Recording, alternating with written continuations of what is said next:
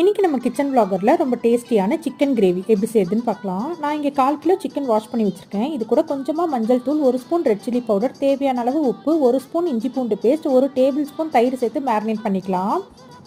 Mixie ஜாரில் கொஞ்சமாக சோம்பு, 2 பட்டை, 3 லவங்கம், ஒரே ஒரு ஏலக்காவை இந்த மாதிரி பொடிச்சிக்கலாம். சட்டியில் நல்லெண்ணெய் சேர்த்து சூடானதும் அரைச்சி வச்சுருக்க பொடி, கட் பண்ணி வச்சுருக்க 3 வெங்காயம், 1 ஸ்பூன் இஞ்சி பூண்டு பேஸ்ட் சேர்த்து நல்லா வதக்கிக்கோங்க. வெங்காயம் நல்லா வதங்கினதும் அரைச்சி வச்சுருக்க 3 தக்காளியை சேர்த்து நல்லா கலந்து விட்டு ஒரு 2லேருந்து 3 நிமிஷம் நல்லா கொதிக்க வைக்கலாம்.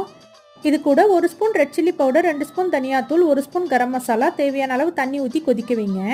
இந்த கிரேவி 2 நிமிஷம் கொதித்ததும் மேரினேட் பண்ணி வச்சுருக்க சிக்கனை சேர்த்து நல்லா கலந்து விட்டுக்கோங்க.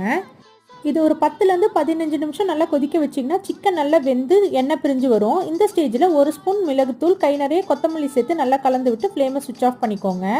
சூப்பரான சிக்கன் கிரேவி ரெடி. இதை கண்டிப்பாக ட்ரை பண்ணி பாருங்கள். நாளைக்கு வேற ஒரு ரெசிபியோட பார்க்கலாம்.